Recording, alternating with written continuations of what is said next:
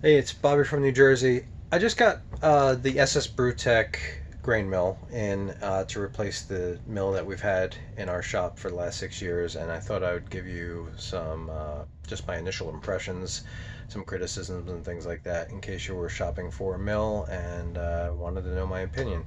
So, for a little bit of background, we've got the Monster Mill um, MM2, meaning it's a two roller mill, and it's the 2.0 version. I think the current model numbers have shifted around a little bit since I purchased this.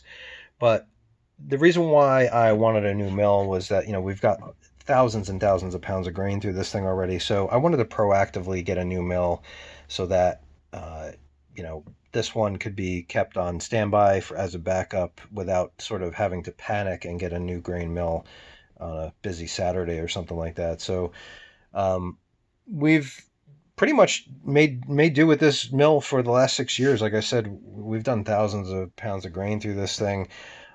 There are a few shortcomings that I guess I can discuss. One is, we've got a relatively low powered motor here. It's a 1.6 horsepower geared down to 100 RPM at the drive shaft, output shaft here. So it is a little bit slow, but because of the 2-inch rollers, 100 RPM is not that slow in comparison to, say, running like a 200 RPM on a inch and a quarter roller. We've got a lot of good linear speed through the mill here, and on super fine crushes like brew in a bag, we're getting somewhere between a pound. We get a pound per, say, 14 seconds, 14 to 15 seconds. On normal crushes, it's like 13 seconds per pound. Um, I just did a quick test run, and just by counting, 1,000, 1,000, it was like 12 seconds for a pound. On the SSbrewTech, again, we just got this a couple days ago, and we've probably run, I don't know, 100 pounds through it today. And I've thought that this was going to be a pretty fast mill in comparison, but honestly, at the same, uh, you know, grist size, we're getting a pound through in about 11 seconds. So um, it's really about 12 or 13 seconds per pound, and this is solidly 11 seconds per pound on the SSbrewTech. This is definitely not going to solve our, backup, our bottleneck on a Saturday when we're doing the grain, all the grain bills for customers. So that's the first thing that I wasn't overly impressed by how fast the mill ran. The other is the sound that it makes. Now, granted, this is a mill that is going to vary depending on how you're going to drive it. So if you're using a cordless drill, it's going to sound like whatever your cordless drill sounds like plus a mill turning. But in comparison to the SSbrewTech that has a built-in motor, that sounds like what it's going to sound like for whoever buys it. But just here, I'll let you listen to it.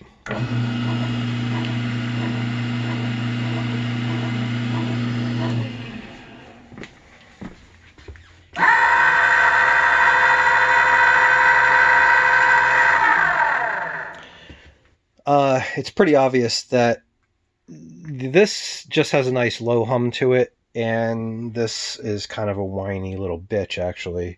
I don't think that um, it's really hard to picture what it's like to work in this room for 4 hours on a Saturday morning. I mean, I can talk over this. I think you can probably hear what I'm saying pretty easily over this motor. And if I try to talk over this, I'm still speaking in the normal voice. This is like in Dumb and Dumber when he says, "You want to hear the most annoying sound in the world?" That's pretty obnoxious. We already decided as a staff that if we do keep the SSbrewTech, that we're going to have earmuffs, ear protection of some sort hanging up. And the problem is while customers are waiting for their grain to be milled, they want to hold a conversation with us, and that really can't happen with the SSbrewTech compared to this one. Um, the crush is about the same. I mean, there's not there. You could say that there is definitely an advantage to having both rollers being driven, and these are some big rollers on this thing. They're like 4-inch rollers, and drawing the grain in, no matter how fine the adjustment is definitely not going to be a problem with this one. But I'm trying to weigh the pros and cons of this thing, and just to kind of put it in perspective, we did spend about $400 on the mill itself with the hardened rollers for longevity purposes. I got lucky and spent about $155 on this brand new motor with the gear drive on it.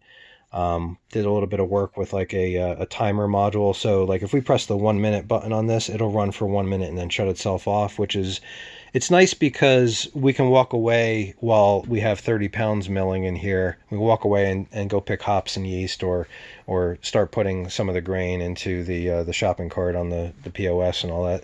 So yeah, we can leave this unattended. I mean, I suppose the BrewTech could do that too, but it doesn't have a built-in timer. It's sort of, you have to, turn it on and off.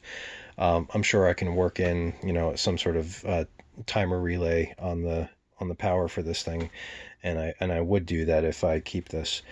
The last thing I wanted to say was, one of the things that people really like about the SSbrewTech is the adjustability of the crush sort of on the fly without having to use tools. Before I show you that, I do want to say that, we've done something similar with the Monster Mill. Like, this comes with a bolt that holds the adjusters in place. So this is like the gap retention system, basically. And there was either a hex head bolt or a hex cap screw in here. And we just replaced that with some L handles from McMaster Cars. So like these are adjustable.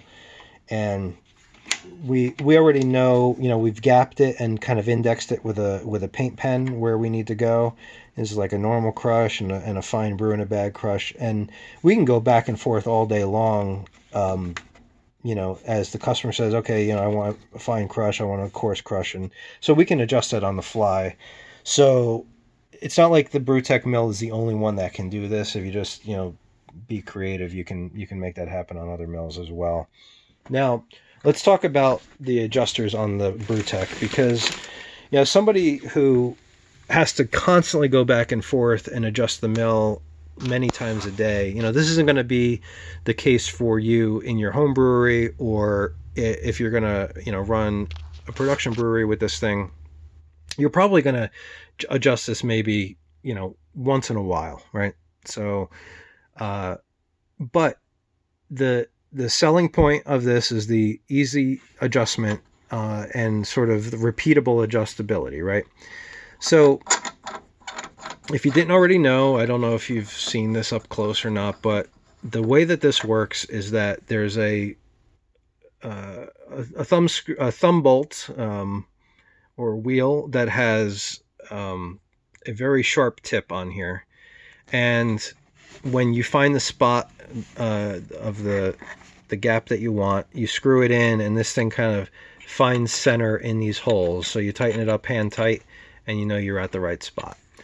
So here's the thing though, like if you want a 0, which is right in the middle here, which is a normal sort of crush for a false bottom that has perforations in it,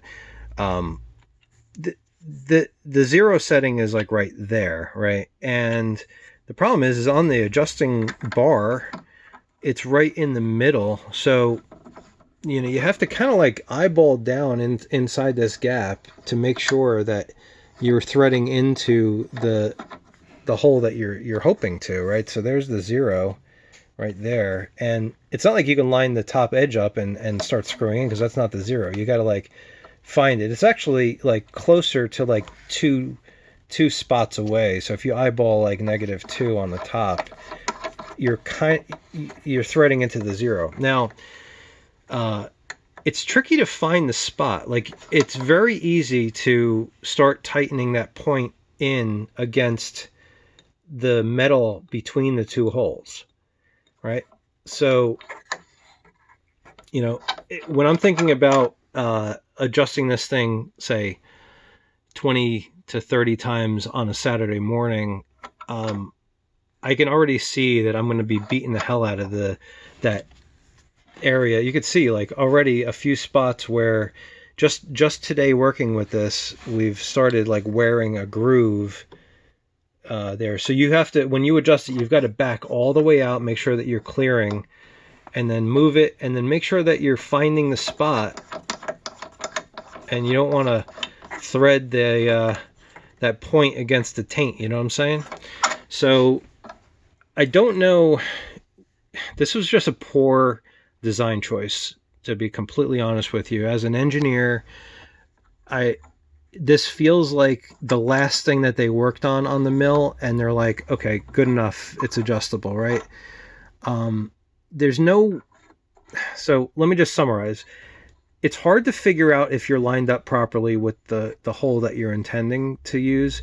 The fact that you've got to back this thing all the way out, move it, and then find the next hole again. The workaround I think we're going to go with at first is, you know, find our favorite settings and try to like do a paint pen on the base here so that we can kind of line it up to make sure that we're close before we lock this thing into place. What it should have had was, instead of a bolt or a screw, you should have pulled this out with spring tension and have the front end be like a ball bearing detent type of thing, or at least a rounded tip, so that as you move up and down, it click, click, click, click, click, and you figure out where you want to be, and then just let go, and the spring pushes the adjuster or locking mechanism into the hole. The fact that this is just a mechanical thing, and you can really damage the front face of this adjusting area here, like the indexing holes. I mean, I don't know if you can see that, but already we're rubbing the paint off. I mean, this was one day. If we want to keep this mill for 5 years, this is all these perforations are going to be snapped through by the time we're done with this thing. So I don't know. I mean, I feel like for $800, I guess I was expecting more out of this mill than what it is. Maybe I don't know. Maybe all this quarantine stuff has got me in a bad mood, but I'd love to hear your feedback. If you've purchased this mill and like it a lot, is it your first mill, or are you comparing it to some other mill? Let me know if I'm overreacting on some of my criticisms of it. And I'd just love to know your thoughts on there. Thanks for watching.